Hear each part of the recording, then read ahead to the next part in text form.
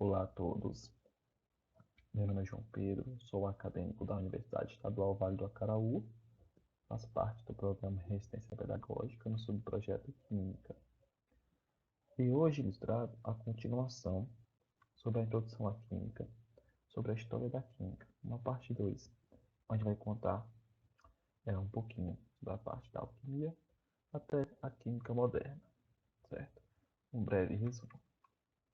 Então, os objetivos dessa videoaula são mostrar os objetivos dos alquimistas, entender a evolução da alquimia como ciência, entender a evolução da química como ciências e compreender o início da química moderna.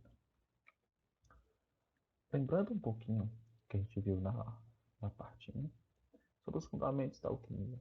O que a alquimia buscava, certo? Então, o que os alquimistas queriam?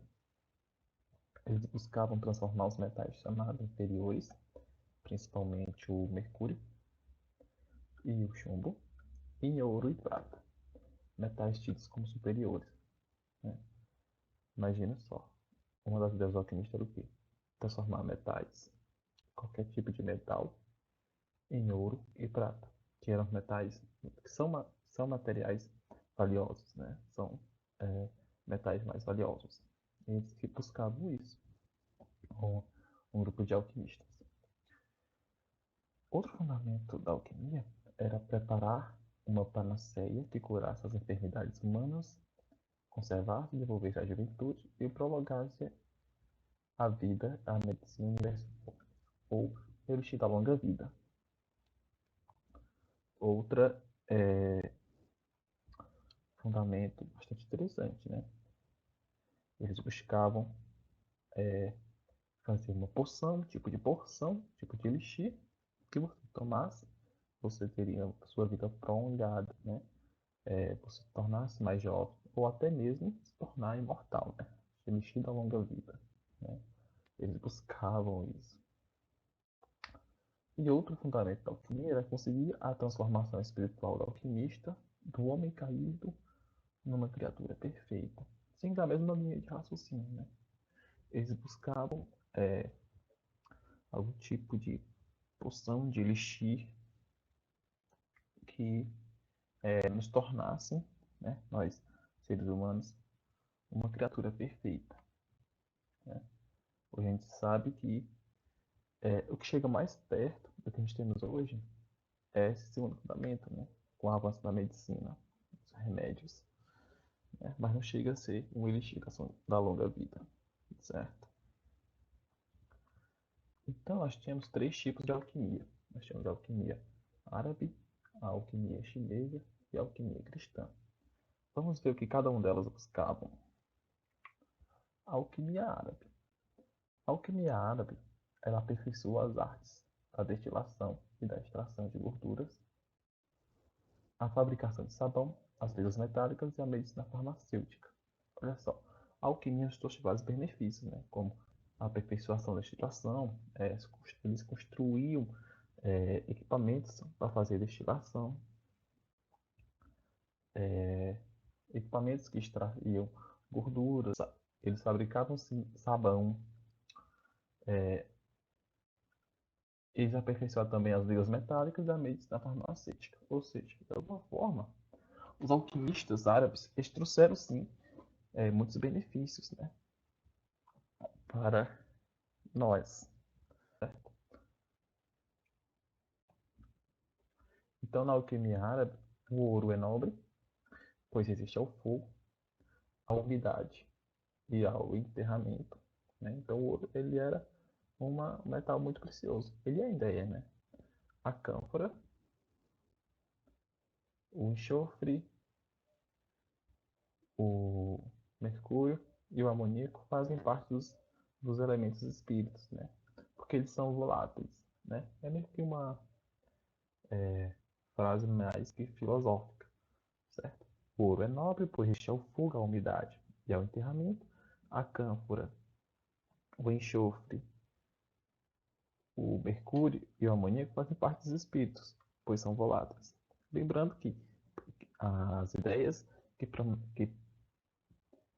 Lembrando que as ideias que predominavam na época eram as ideias filosóficas, certo? Porque Aristóteles tinha uma grande influência durante, durante esse período, certo? A alquimia cristã, no século XVI, enquanto os ácidos possuem apenas ácidos fracos e soluções de sais corrosivos, os alquimistas europeus aprenderam a preparar, a condensar ácidos fortes. Olha só, os alquimistas árabes, eles possuíam apenas ácidos fracos, eles mexiam com soluções de ácidos fracos, né? Sais corrosivos.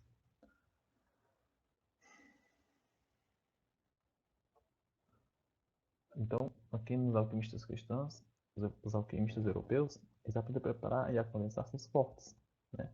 Primeiro com o ácido nítrico, depois o, o ácido clorídrico e em seguida o ácido sulfúrico, né? Até chegar à água régia, que dissolve até o ouro. Então, a alquimia cristã também teve suas contribuições na química. A alquimia chinesa, o principal objetivo era atingir a imortalidade. Olha só que loucura. Para eles, a não reatividade do ouro era inalterável e, por isso, tentavam manufaturar o ouro e esperava-se que, dessa forma, poderia ser preparada uma espécie de pílula da imortalidade. Acreditavam também que, ingerindo os alimentos em pratos feitos com esse ouro, seria possível alcançar a tão sonhada longevidade. Imaginei você comer essa espécie de pílula da imortalidade, né? E ficar imortal. Seria muito louco, né? Porém, foi uma tentativa frustrada da alquimia chinesa. Eles não conseguiram fabricar essa pílula da imortalidade, né? Então, os alquimistas chineses, eles criaram elixires à base de enxofre, arsênio, mercúrio, e não obtiveram sucesso em sua busca, obviamente. Então, dessa forma, a alquimia chinesa ela foi perdendo força, porque eles não foram atingindo seus objetivos, né? E logo desapareceu com a ascensão do budismo, certo? Mas a alquimia ela trouxe muitos benefícios, né? Os alquimistas desenvolveram bastantes equipamentos, né? Como equipamentos para fazer destilação, balanças e tudo mais, certo? Alquimia versus química, né? A alquimia, ela, apesar de ter seus objetivos, ela não conseguiu atingir seus objetivos, né? Então, outro termo foi surgindo, né? A tal da química, que era mais associada a aqueles alquimistas que buscavam não transformar metais em ouro, não transformar, não buscar uma de longa vida, mas sim buscar soluções para as enfermidades da época, né? Aquelas alquimistas que buscavam fabricação de remédio, certo? Então, aqui surgiu um novo termo, né? Química, que é mais parecido com a nossa química que a gente conhece hoje, né? Então, a alquimia ela passou a ser mais associada às fraudes, né? Como a gente viu, os alquimistas não conseguiram aqueles tão sonhados objetivos, transformar metal em ouro, conseguir, conseguir fabricar o elixir a longa vida e tudo mais. Então, a química estava relacionada à preparação de elixires, remédios e extratos sais usados em medicina. Agora, avançando um pouquinho mais no tempo, houve o surgimento da química médica, né? Nessa época, no século XVII, os químicos liderados pelo suíço alemão conhecido como Paracelso, que era alquimista, abandonaram as duas metas alquimistas e passaram a descobrir substâncias que curavam doenças, né? Que foi conhecido como remédio, certo? Então aí a gente temos mais ou menos a química começando a ser estudada como ciência no final do século XVIII, durante a Revolução Francesa, a química, a exemplo da física, tornou-se uma ciência exata, né? Principalmente por causa desse sujeito aqui, né? A química moderna e Antoine Laurent Lavoisier.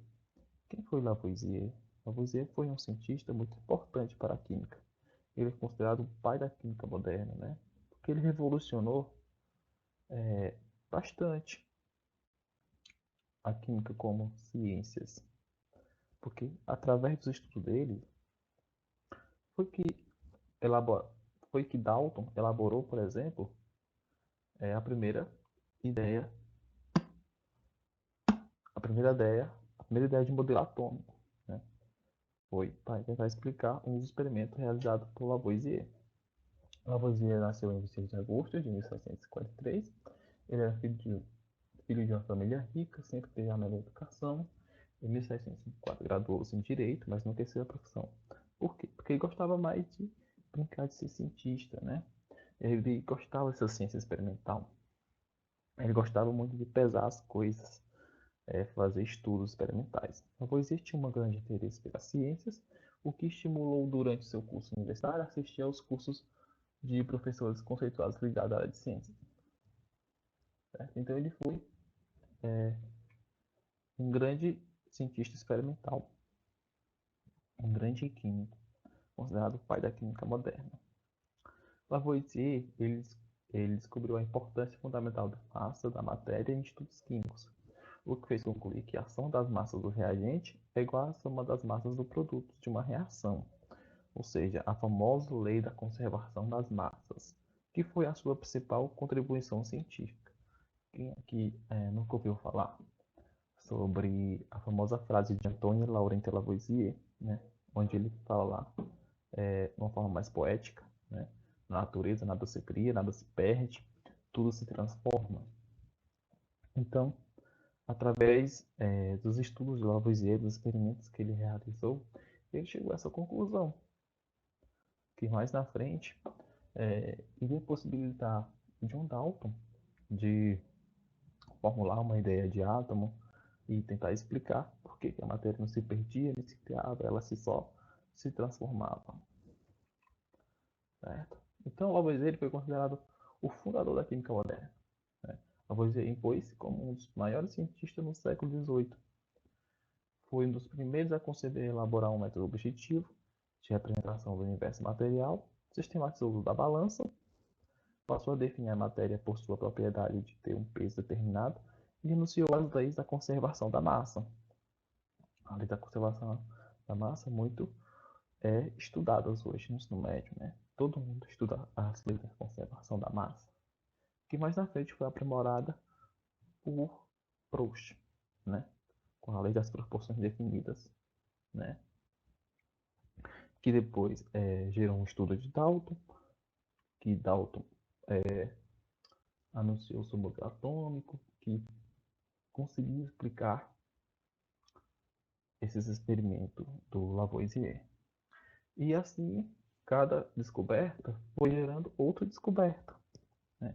E a química é isso. Ela estuda as transformações do universo, tá bom? E suas propriedades. Eu fico por aqui. E isso foi um breve resumo sobre a química, a história da química. Até mais. Até a próxima aula.